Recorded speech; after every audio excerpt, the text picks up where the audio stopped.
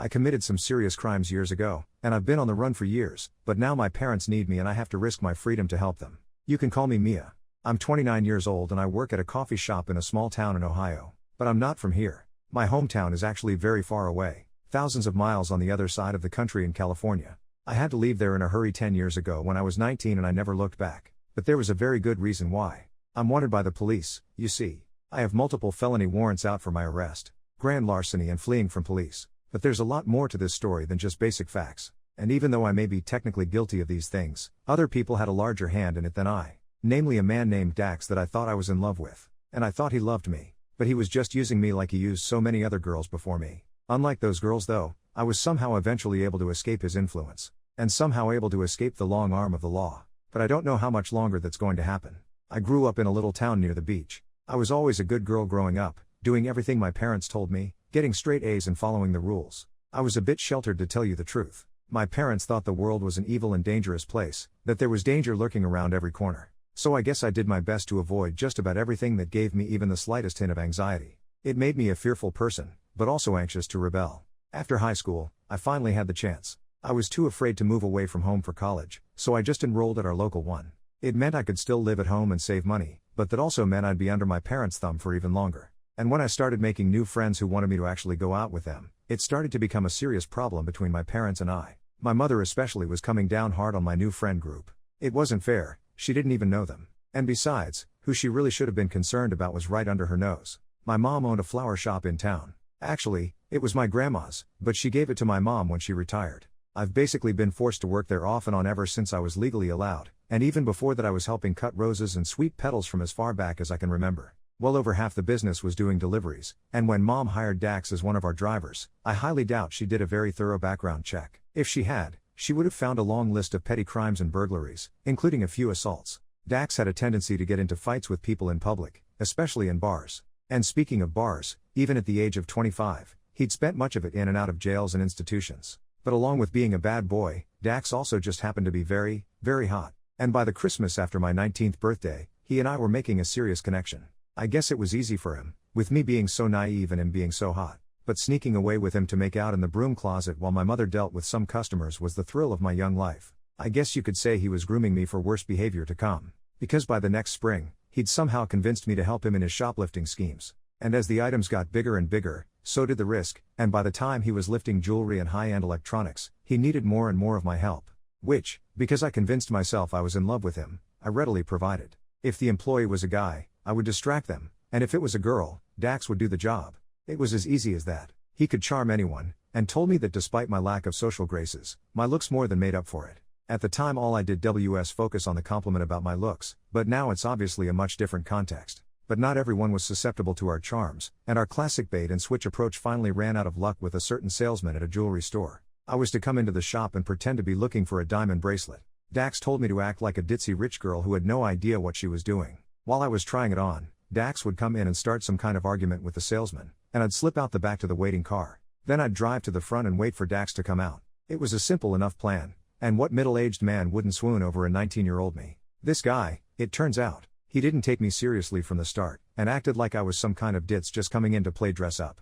There was certainly no way I was a serious customer, and I was only permitted to try on the bracelet for a minute. In fact, the thing was already off my wrist by the time Dax came in and demanded to speak to the manager, which it turns out was this guy. But it didn't take long for him to put two and two together. He'd been robbed before and could smell our setup from a mile away. The man indignantly said he was going to call the police and reached for the phone, but he didn't make it very far before Dax stopped him. "I don't think you want to do that," he said, pulling a knife from his pocket, a knife I had no idea he was planning to bring.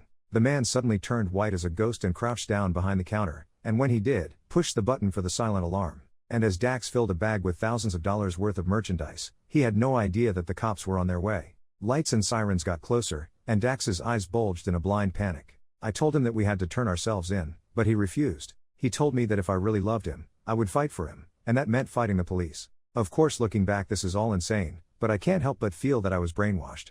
I guess I would have done anything for him, because I followed him right out the back door into the car, loving the poor scared man on the floor of the store. We were on the run for months, going up and down the California coast. We slept in the car or crashed with sketchy strangers. We even stayed in some shelters a few times. My mother was desperate to reach me, but my dad wanted to cut me off. He felt betrayed and disgusted by his only daughter. That despite everything he did to try and protect me, I was still sucked in by the big, scary, evil world. How could he possibly understand that's why I rebelled in the first place? I suppose that's really not an excuse. Finally, I decided that I wanted to come home. I called my mom late one night, and to my surprise at the time she broke down when hearing my voice. I told her that I was okay, even though I of course wasn't, but most importantly, wanted to be with my family again. But much to my horror, I learned that my father felt very differently. In fact, after he learned that I'd been on the run with Dax, my mom's delivery driver who he never liked in the first place, I was essentially dead to him. That's right, my father disowned me. And my mom went along with it. What I didn't realize at the time was that my mom was very much under my dad's influence just like I was under Dax's. My mom came from a very strict family herself, and met and married my dad when she was only about 18. I've only come to understand recently just how much it broke her heart to not be able to welcome me back home. But of course, with felony warrants out for my arrest, coming home would be easier said than done anyway. And things weren't going so well with Dax. It turns out selling the merchandise he stole was going to be a lot harder than he thought, and now without a job, the money was quickly running out. He took his frustrations out by drinking and yelling at me, and a month later we were at an extended stay motel when he drove to the store for groceries and never came back. So broke and abandoned, I called my mom one more time. All she could do was what she ended up doing, which was give me $3,000 out of her personal savings for a fresh start. And now, 10 years later, my mom needs my help. My dad is worse than ever. He hardly even leaves the house, and hardly lets her leave the house. They're both just practically shut-ins, getting old and sick in their house with their only child on the run from the cops for the last decade. I have no contact with them now. But how I know this is simple, yet the explanation may shock you.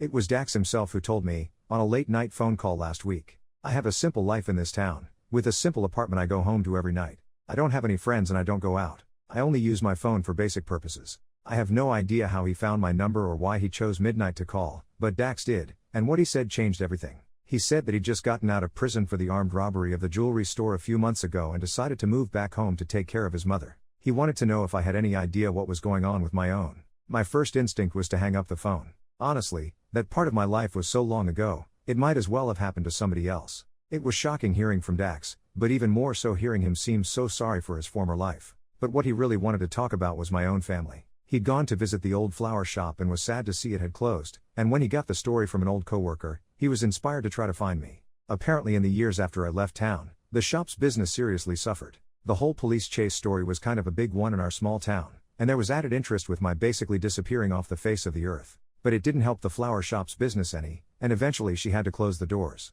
Of course, my dad blamed me for all of it, because that meant he had to push back his retirement in order to support them. But for some reason he blamed my mom for all of the pain I caused. Despite the problems I'd had with my mom, she was a good person. My dad, well, I was never close to him, but I used to think he was a good person at least. Now I know for sure that he isn't. Now I know that he's essentially keeping my mother a prisoner of her own pain and guilt. It's not fair. It's my fault and my fault alone that I got myself in this mess. I can't blame my parents sheltering me for committing crimes as an adult. And my mom shouldn't blame herself either. And how dare my dad make her life miserable. I want to get my mom out of this situation. But going home after all these years isn't so simple. After all, I'm still wanted for my crimes, and in such a small town, I'm bound to be noticed. And I don't think anyone's forgotten the bizarre story of the flower shop owner's daughter. No, rescuing my mom from my dad means turning myself in. And that means finally going to jail for my crimes. But maybe after all these years, even without my mom needing help, I should finally just get this over with. I suppose I could risk it and just hope that I never get pulled over for even the most minor infraction while I'm there. But the problem is, I highly doubt convincing my mom to leave my dad won't cause a massive scene which may attract police attention. I'm just not sure there's any way of helping my mom without also having to finally face the music for my past. But she's my mother, and I think after all this time, I owe it to her to try and make things right. Don't I? What do you think? Update 1. After thinking long and hard about it, I finally realized that it was never much of a decision to begin with. I knew that I would be going home, and that I would be helping my mom. The only question was how to go about it. I finally decided that the only way to do it was to do it, and I got in my car and started to drive. It would take over 20 hours for me to get there, and all I could think about was what I'd say to my mom. The only thing I knew for sure was that the first thing I'd say was that I was sorry. It was a long trip, to say the least, but as I rolled into my hometown, a strange calm began to come over me. I considered talking to a lawyer first, but why bother? I didn't have any money and I knew what I was going to do anyway. The first thing I was going to do was see my mom, which meant I also had to see my dad, and as I pulled up to my childhood home, I was shocked to see the state of it. The house seemed to be totally falling apart. Their cars were rusted in the driveway and the tires were flat, and the grass had a notice to mow sign up. It literally looked like the property had been abandoned. I walked up to the front door and knocked, but there was no answer. I peeked into the windows and saw what I can only describe as a textbook hoarding situation. I knocked again, louder this time, and finally saw a small shadow shuffling to the door. It was my poor mother. It took nearly 5 minutes of me trying to convince her that I was her daughter. It should have been the other way around, because she seemed to have aged 20 years instead of 10. All I could do was hug her and hold onto her tight, and tell her how sorry I was for leaving. She finally seemed to nearly melt in my arms, and we both cried as we sat on the front steps. She told me that her life was a mess, and that she had to get out of this house and away from him. And by him she of course meant my father. I asked where he was and he said he was downstairs in the basement, which is where he always is now, just sitting in his chair wasting away. I braced myself as I followed her down the steps and to the large silhouette sitting in front of the big screen TV. I soon realized, much to my horror, that it was my father. He was a shell of his former self. Gone was the terrifying man of my youth. Now he was just a husk with an oxygen mask constantly strapped to his face. It was then that I realized that they both needed my help. But I needed plenty of help on my own. I needed to talk to a lawyer and straighten out my own life a little first. Thankfully Dax had a few names he could give me, and I was able to meet with someone who helped arrange something with the local police department. So this is my future. I'm turning myself in tomorrow morning. I don't know what is going to happen to me, but the lawyer says he expects 3 to 6 months in jail, or maybe probation if I'm lucky. After all this time, maybe they won't care anymore. Somehow I doubt that. All I want is some time to take care of my parents, some time to make things right with them. I've thrown so much of it away. I guess we all sort of have. Update 2. Hey everyone. Thanks for your continued interest in my story. It's been 3 months, and after all the court dates, meetings and fees, I'll be spending the next year or so behind bars. But hopefully it'll be more like 3 months with good behavior, which I'm determined to have. I guess I'll finally feel good to have this off my back. And then my life can begin for real.